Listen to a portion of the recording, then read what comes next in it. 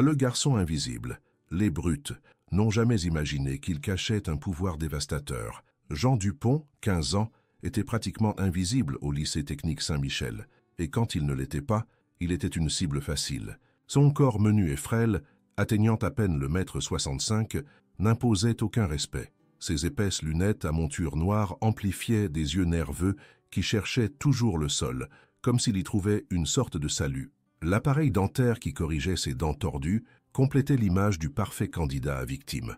Ce que personne ne savait, ni ne pouvait imaginer, c'est que Jean s'entraînait intensivement depuis 3 ans dans un dojo d'aïkido en dehors de la ville. Il n'était pas seulement un élève de plus, il était le prodige du maître Tanaka, qui voyait en lui un talent naturel pour convertir la force de l'attaquant en sa défaveur. L'aïkido, art martial basé sur la redirection de l'énergie et non sur l'attaque, était parfait pour quelqu'un comme Jean. Mais à l'école, ce côté de sa vie restait caché comme un secret précieux et personnel. Le lycée technique Saint-Michel, situé dans un quartier de classe moyenne de Lyon, était connu pour son excellence académique et pour l'indifférence absolue de son personnel face aux problèmes entre étudiants. Ces couloirs aux murs écaillés avaient vu des générations de hiérarchies adolescentes se former et se dissoudre, et l'actuelle ne faisait pas exception. Au sommet se trouvait Pierre Martin, un garçon de 17 ans dont le père était un entrepreneur local, avec suffisamment d'argent pour maintenir son fils vêtu de vêtements de marque et équipé du dernier modèle de portable. Pierre n'était pas particulièrement grand ni fort, mais il compensait cela par une cruauté calculée et 2 fidèles acolytes, Jacques le requin Moreau, surnommé ainsi pour ses dents proéminentes et son sourire prédateur, et Antoine Carnier, dont la corpulence robuste et les bras musclés inspiraient une crainte immédiate. Pour Jean, qui était arrivé au lycée à peine 3 mois auparavant, après le déménagement professionnel de sa mère, chaque jour était une épreuve de résistance. La cafétéria scolaire était particulièrement dangereuse. Ses longues tables et bancs en bois usé offraient peu de voies d'échappement lorsque Pierre et ses comparses décidaient qu'il était temps de s'amuser. Ce mercredi d'octobre, Jean essayait de manger tranquillement dans un coin de la cafétéria, se plongeant dans son livre de physique pour éviter tout contact visuel. Il avait développé cette capacité, devenir si petit et insignifiant qu'avec de la chance il serait ignoré.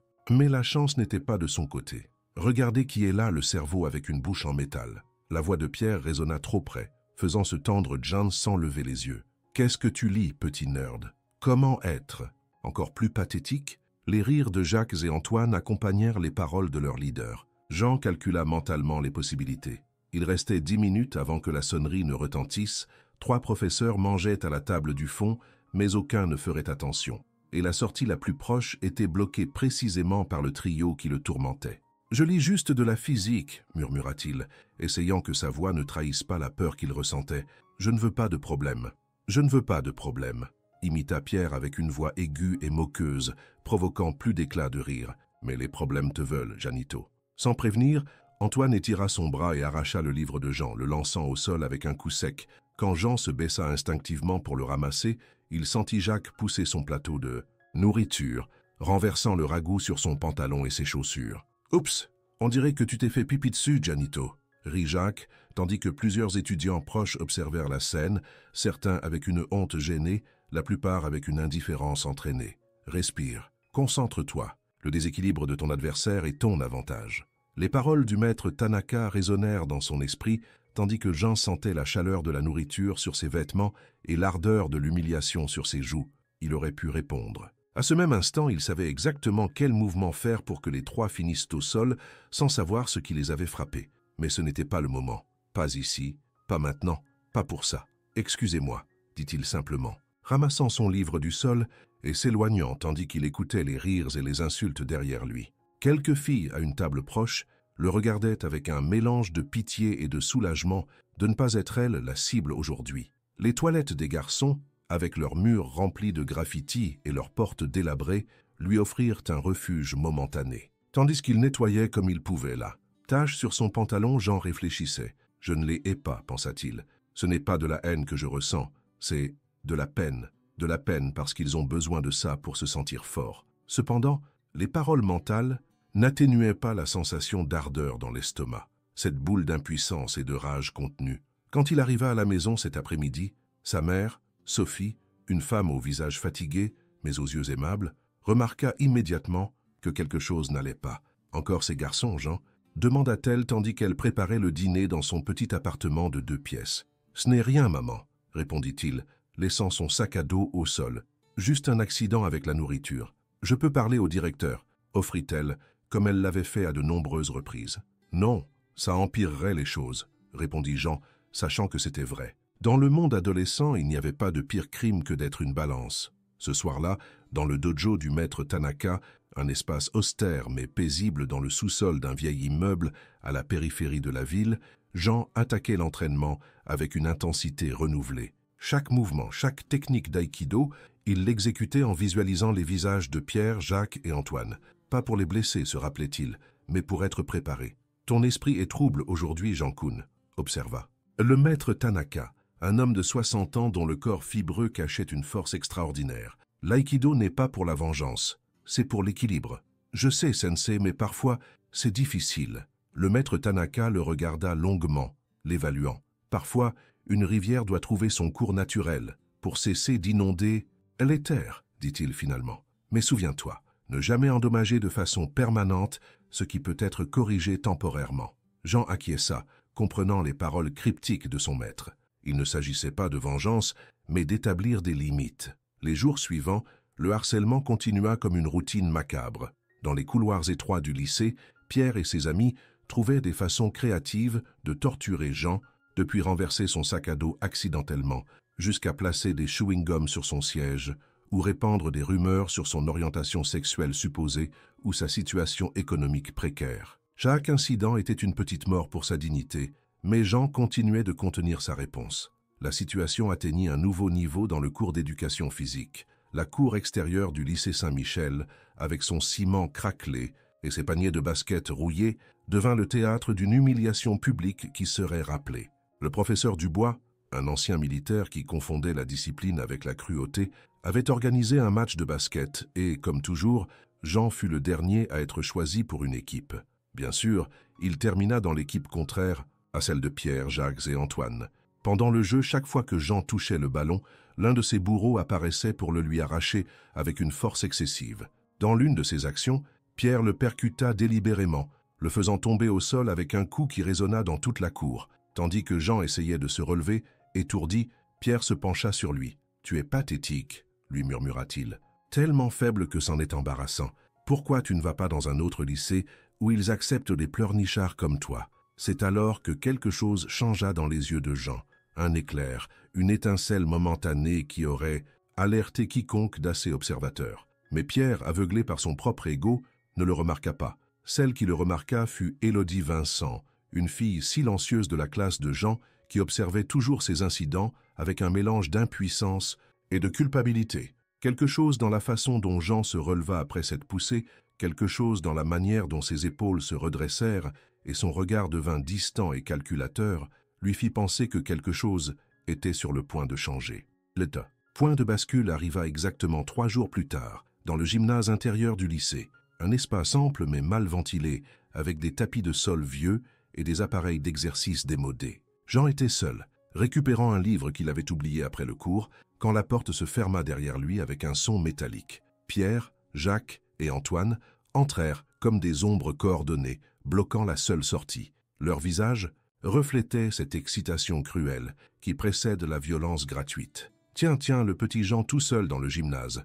La voix de Pierre avait un ton que Jean n'avait jamais entendu auparavant, quelque chose de plus sombre. « On a pensé qu'il était temps de te donner une leçon que tu n'oublieras pas. » Jean les observa, évaluant la situation. L'espace ouvert du gymnase, les tapis de sol, la distance entre chacun d'eux. Tout correspondait au schéma qu'il avait appris dans le dojo. Pour la première fois, depuis que la persécution avait commencé, il ressentit un calme absolu. « Je ne veux pas de problème, » dit-il, mais cette fois sa voix ne trembla pas. C'était un avertissement, pas une supplique. Pierre sourit sans saisir le changement. « C'est trop tard pour ça, geek, » répondit-il, faisant un geste à ses camarades. « On va t'enseigner ce qui arrive aux intellos qui ne savent pas quelle est leur place. » Jacques fut le premier à se jeter sur Jean, étendant ses bras pour l'attraper. À sa surprise, ses mains ne trouvèrent que de l'air. Avec un mouvement fluide qui semblait impossible pour quelqu'un de sa corpulence, Jean s'était déplacé sur le côté, utilisant l'impulsion de Jacques pour l'envoyer au sol avec une rotation douce mais efficace. Jacques atterrit sur le tapis, de sol avec un bruit sourd, plus surpris que blessé. Antoine, voyant tomber son ami, chargea comme un taureau furieux. Cette fois, Jean ne bougea pas jusqu'à la dernière seconde, quand avec une précision millimétrique, il redirigea la force démesurée d'Antoine, le faisant trébucher et tomber à côté de Jacques. Pierre resta paralysé. En moins de 10 secondes, ses deux corpulents amis étaient au sol, regardant avec incrédulité le garçon qu'ils avaient toujours considéré comme sans défense. « Qu'est-ce que le diable ?» commença Pierre, mais il ne termina pas la phrase. Jean, avec une vitesse qui défiait la logique, s'était placé devant lui. Il n'y avait pas d'agressivité dans sa posture, seulement une concentration totale, comme si le reste du monde avait cessé d'exister. « Je t'ai dit que je ne voulais pas de problème, Pierre », parla Jean avec une voix qu'il reconnaissait à peine. « Mais si tu les cherches, tu les trouveras. » Pierre, blessé dans son orgueil, lança un coup de poing direct au visage de Jean. Ce fut une erreur. Avant qu'il ne puisse enregistrer ce qui se passait, sa propre impulsion avait été utilisée contre lui et il se retrouva à voler dans les airs et à atterrir avec un coup sec qui lui coupa le souffle. La scène était surréaliste. Les trois brutes du lycée, allongés au sol, regardant avec étonnement le garçon qui, jusqu'à il y a quelques minutes, considérait comme leur victime la plus facile. Jean restait debout, sa respiration à peine altérée, comme si tout avait été un simple exercice. L'aïkido, expliqua Jean calmement, ne consiste pas à attaquer. Il s'agit de rediriger l'énergie négative. Exactement ce que j'ai. Faites avec votre agression. Antoine fut le premier à réagir, essayant de se relever avec une rage renouvelée. Jean déplaça simplement son poignet, dans un geste presque imperceptible, et Antoine se retrouva à nouveau au sol, cette fois avec le bras immobilisé dans une clé qui causait suffisamment de douleur pour le maintenir immobile, mais pas pour « ça le blessait. Je pourrais te casser le bras maintenant », l'informa Jean avec la même sérénité. « Mais je ne le ferai pas parce que je ne suis pas comme vous. Je n'ai pas besoin de faire du mal pour me sentir fort. » Jacques, voyant son ami immobilisé et ressentant une peur qu'il n'avait jamais ressentie auparavant, commença à reculer vers la porte. Jean le laissa partir. Quand il relâcha Antoine, celui-ci s'éloigna également, massant son bras endolori. Pierre, toujours au sol, semblait incapable de traiter ce qui se passait. Son monde, construit sur la prémisse que l'intimidation garantissait le pouvoir, s'effondrait devant ses yeux. « Si tu recommences à m'embêter, moi ou n'importe quel autre étudiant, » avertit Jean, le regardant directement, « ce qui s'est passé aujourd'hui ressemblera à un jeu d'enfant. Et la prochaine fois, ce ne sera pas en privé. » Avec ces mots, Jean ramassa son livre tombé et se dirigea vers la porte. En passant à côté de Pierre, il s'arrêta un moment. « Nous avons tous des secrets, Pierre. Le mien, tu le connais déjà. Je me demande quel sera le tien. » La nouvelle se propagea dans le lycée Saint-Michel comme le feu dans un champ sec. Au début, ce n'était que des murmures, puis des rumeurs plus concrètes, jusqu'à ce que finalement l'histoire se solidifie. Le petit Jean Dupont, le nouveau garçon avec des lunettes et un appareil dentaire, avait renversé les trois brutes, les plus craintes du lycée sans même transpirer. Les détails variaient avec chaque narration. Certains disaient qu'il avait littéralement volé, d'autres qu'il avait réalisé des mouvements d'arts martiaux que l'on ne voyait que dans les films. Mais le noyau de l'histoire restait constant. David avait vaincu Goliath, et il l'avait fait avec élégance. Élodie Vincent, qui avait toujours observé le harcèlement de loin avec un sentiment de culpabilité, fut la première à s'approcher de Jean le lendemain. « C'est vrai ?» demanda-t-elle directement, s'asseyant à côté de lui à la cafétéria, un espace qui semblait maintenant différent, comme si l'air lui-même avait changé. « Tu leur as vraiment donné une leçon ?» Jean la regarda avec une certaine surprise. Élodie ne lui avait jamais adressé la parole auparavant. « Je ne leur ai pas donné de leçon, répondit-il finalement.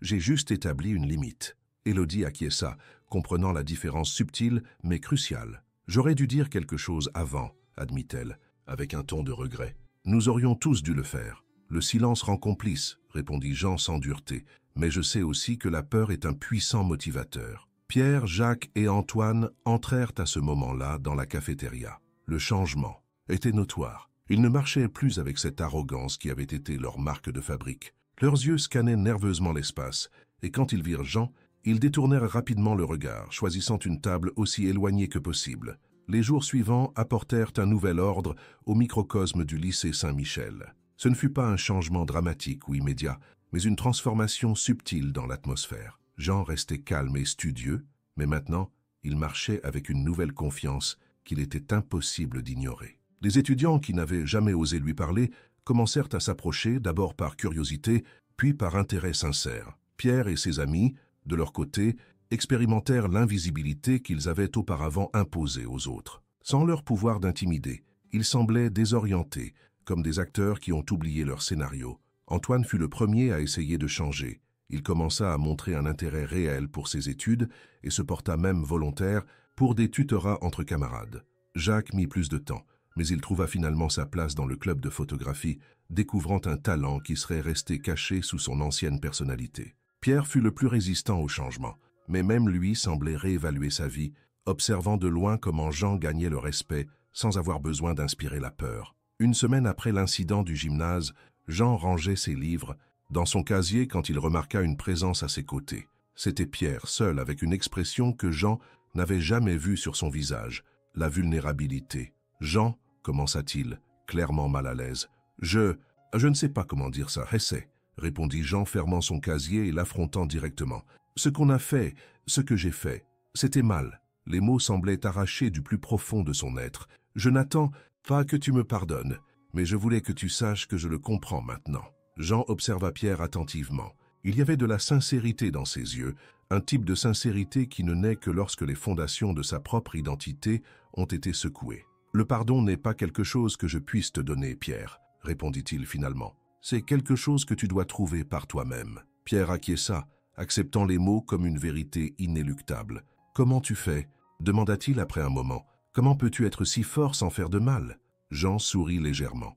La vraie force n'est pas dans la quantité de mal que tu peux causer, mais dans la quantité que tu peux éviter, lui expliqua-t-il, répétant les mots qu'il avait tant de fois entendus du maître Tanaka. Peut-être qu'un jour, si tu veux vraiment changer, je pourrais te montrer. L'offre resta flottante dans l'air, ni acceptée ni rejetée, mais semée comme une graine qui pourrait germer avec le temps approprié. Dans les semaines suivantes, le lycée technique Saint-Michel expérimenta un changement subtil mais profond. Le harcèlement, qui avait été une constante aussi assumée que les cours eux-mêmes, diminua dramatiquement. Il ne disparut pas complètement. Ce serait trop attendre de la nature humaine. Mais quand il se produisait, d'autres étudiants se sentaient maintenant habilités à intervenir, à ne pas être de simples spectateurs silencieux. Pour Jean, la transformation personnelle fut tout aussi significative. Il restait le même garçon tranquille et aimant les livres, mais maintenant il permettait aux autres de voir plus de facettes de sa personnalité. Il commença à offrir des cours informels d'aïkido dans la cour arrière après l'école, enseignant non seulement les techniques physiques, mais aussi la philosophie derrière elles, l'idée que la vraie victoire est la victoire sur soi-même, sur l'impulsion de rendre le mal par le mal. Élodie devint l'une de ses étudiantes les plus dévouées, et éventuellement plus qu'une amie. Leur relation grandit lentement, basée sur le respect mutuel et sur la compréhension partagée de comment la peur peut convertir les personnes en version diminuée d'elle-même. Un après-midi, tandis que Jean revenait du dojo du maître, il rencontra Jacques assis seul sur un banc du parc proche du lycée. Il y avait quelque chose dans sa posture, une sorte de défaite silencieuse qui fit que Jean s'arrêta. « Je peux » demanda-t-il, signalant l'espace vide du banc. Jacques le regarda surpris mais acquiesça. « Tu ne devrais pas me haïr » demanda-t-il finalement après un silence inconfortable. « Après tout ce qu'on t'a fait » Jean réfléchit avant de répondre. « La haine, c'est comme prendre du poison et attendre que l'autre personne meure, » dit-il finalement. « Je ne te hais pas, Jacques. J'espère juste que tu as appris quelque chose. » Jacques acquiesça lentement. « J'ai beaucoup réfléchi, » admit-il, « sur pourquoi je faisais ces choses, pourquoi je suivais Pierre comme si c'était un dieu ou quelque chose comme ça.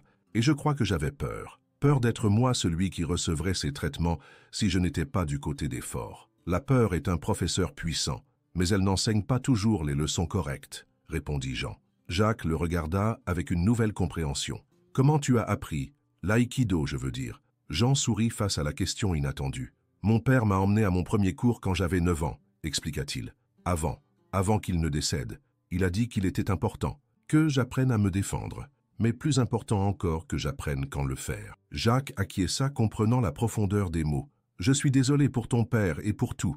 C'est passé, » répondit Jean se levant. « Maintenant, nous avons tous l'opportunité de choisir quel type de personne nous voulons être. » Tandis qu'il s'éloignait, Jean réfléchit sur comment la vie prend des tournants inattendus. Il y a quelques mois, entrer au lycée Saint-Michel avait semblé un cauchemar. Maintenant, il se sentait comme l'endroit où il avait finalement trouvé sa voie, où il avait appris à utiliser sa force intérieure non seulement pour se défendre, mais pour aider les autres à trouver la leur. À la réunion suivante du conseil étudiant, Jean fut nommé représentant de sa classe, un poste qu'il accepta avec la même humilité tranquille qui le caractérisait maintenant. Sa première proposition fut de créer un programme contre le harcèlement scolaire, non basé sur des punitions mais sur la compréhension et la responsabilité collective. Comme il le dit dans son discours devant l'Assemblée des étudiants, nous avons tous le potentiel d'être victimes ou bourreaux, observateurs passifs ou agents de changement.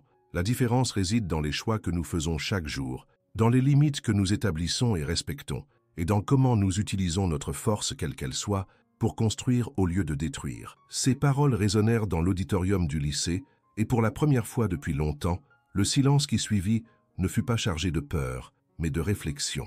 Le garçon invisible ne l'était plus, et son pouvoir le plus dévastateur s'avéra ne pas être son habileté en aïkido, mais sa capacité à transformer une histoire de harcèlement en une opportunité pour la croissance collective. Si vous avez aimé cette histoire, veuillez vous abonner à la chaîne. Votre abonnement est très important pour moi et m'aide beaucoup à continuer à apporter des histoires comme celle-ci. Alors, s'il vous plaît, abonnez-vous pour me soutenir et laissez un commentaire avec votre opinion sur cette histoire. Et ce n'est pas encore fini. Il y a une autre histoire percutante comme celle-ci qui passe sur votre écran maintenant. Cliquez dessus. Je vous attends.